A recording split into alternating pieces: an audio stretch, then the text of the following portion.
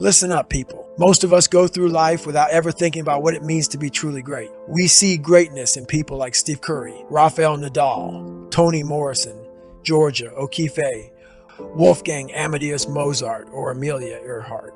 We watch them in awe and think they're special, born with gifts we can never touch.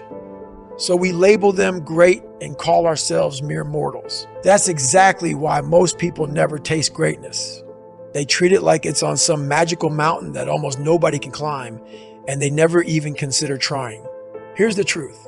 We are all mere mortals. We all bleed.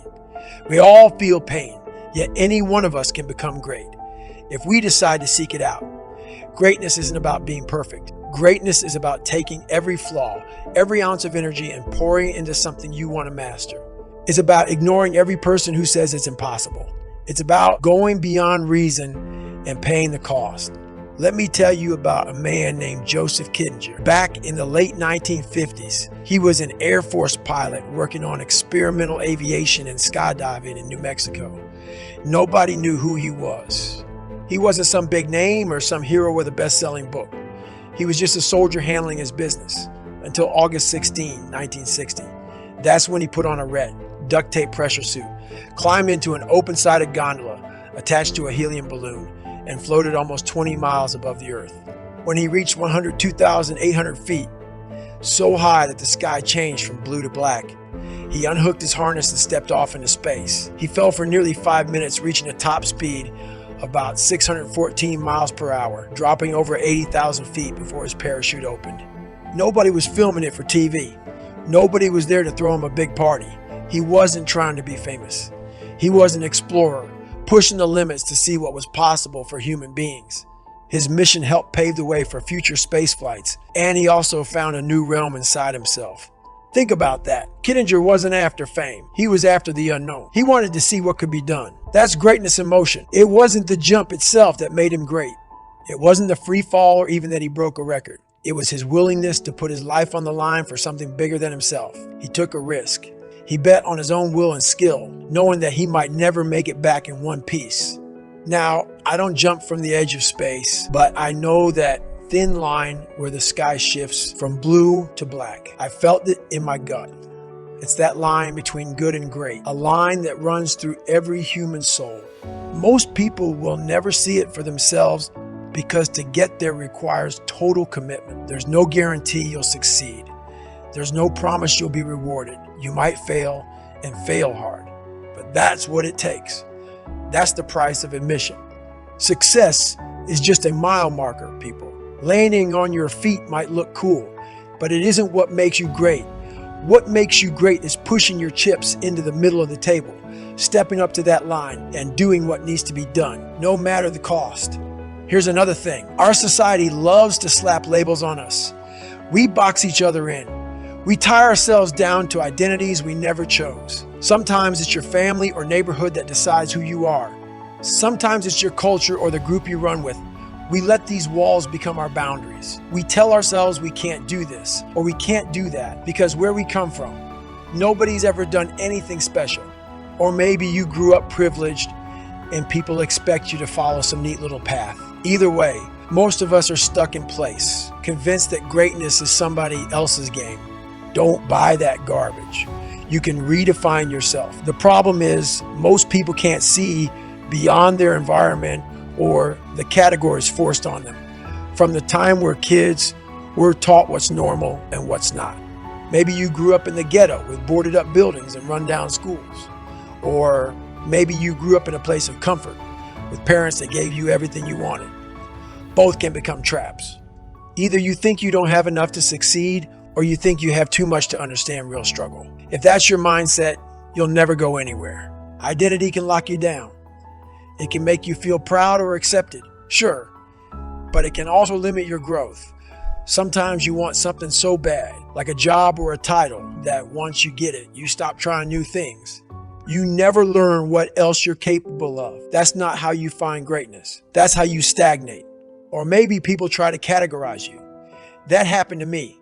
When I first went to the Navy recruiters, a bunch of them told me I shouldn't try to become a SEAL. I was too heavy. My test scores were low. I was one of the only black guys trying to do it. They weren't trying to be mean. In their minds, they were helping me find a more realistic option. But they didn't know me. They didn't know how far I was willing to go. They couldn't see the line I was after, the blue turning to black. Most times, though, the real trap is set by ourselves. If you come from a tough background, maybe you think you're doomed to fail. If you come from a wealthy background, maybe you think you'll never be as driven as someone who started with nothing.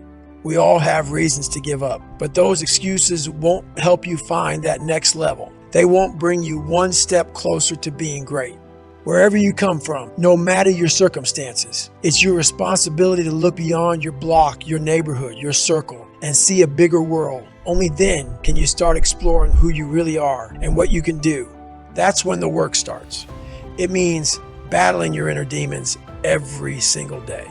The demons of self-doubt, stress, past trauma. It means not giving in when your mind tells you that you can't keep going. That's the voice that wants to limit you.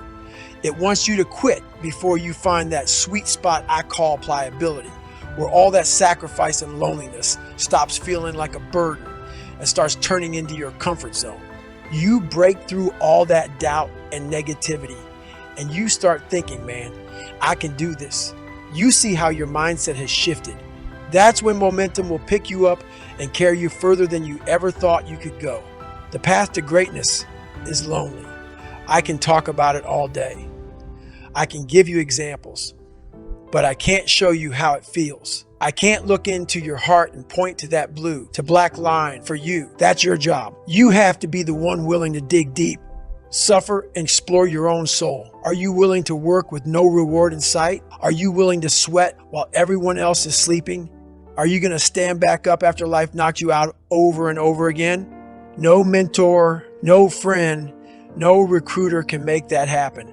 They can guide you, but at some point, you have to take the step yourself. You have to lean forward into the risk without any safety net. People who are truly great are the ones who do the work when nobody's watching, when the applause has died down, when the chance of success is maybe 1%. Yet they keep going because they have no other choice. That's how they're wired. Make no mistake, this isn't a suggestion. It's your duty to find that line in your soul and push yourself to the edge. It's your job to figure out how far you can go.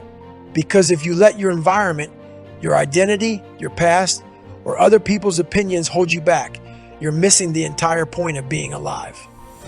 Life is about growth. It's about challenging yourself. It's about seeing just how much you can take. Yes, you might fail. Yes, people might laugh at you. But if you don't even try, you've already lost. I don't care if you grew up with nothing. I don't care if you're overweight or undereducated or broken inside. I don't care if you're 30 years old and can't read. You can always begin again. You can find a library and teach yourself. You can get a second, third, or 50th job to pay for night classes. You can run around the block until you can do a mile, and you keep going until you can do 10 miles without stopping. You just have to decide. And if you're already successful, don't get comfortable. Comfort is the enemy of greatness. Maybe you have a fancy house, a sweet ride, and a top position at work. Good for you. Now what? Where do you go next? What challenge is waiting for you around the corner? Because your next challenge isn't about how rich you are. It's about whether you're still hungry. To become great, we must face our demons head on. The voices in your head that whisper you're not good enough, that you'll only fail, that you're not worth it, they never truly go away. You just get stronger, so those voices don't control you anymore. That's when you stop being scared to look in the mirror and see who you really are. It's never easy. Every morning, you have to fight for it. When your friends are sleeping in, you're up grinding. When your family thinks you're crazy for chasing some impossible goal, you keep chasing. When your body screams for you to tap out, you dig deeper. Over time, you start to look forward to the discomfort because that's where true growth happens. That's how you get from good to great. It's time to seek that line that separates the average from the extraordinary, the line between blue and black, that hush in the sky where everything transforms. It's within you. You've got to put in the work. There is no shortcut. There is no special formula. The blueprint is simple. Do the hard stuff. Face your failures. Keep going when you want to stop. That's it.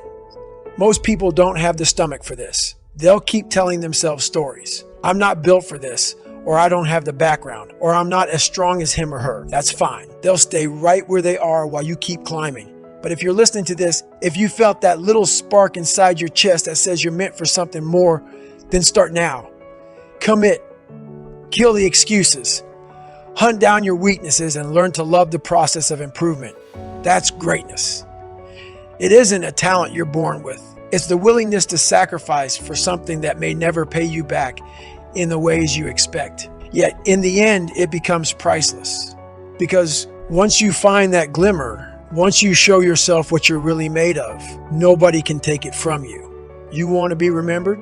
You want to leave your mark on this world? Good, you can. But only if you're willing to stand on that ledge, like Joseph Kittinger did. Look out into the void and say, I'm going anyway. Only if you're ready to keep climbing after everyone else has packed it in for the night.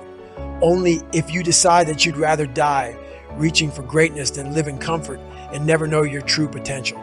So gear up. Shift your mindset. Redefine who you are and why you're here. Face your demons with your head high. Seek that blue to black line inside you. That's the edge of greatness, my friends. Now it's on you to find it and jump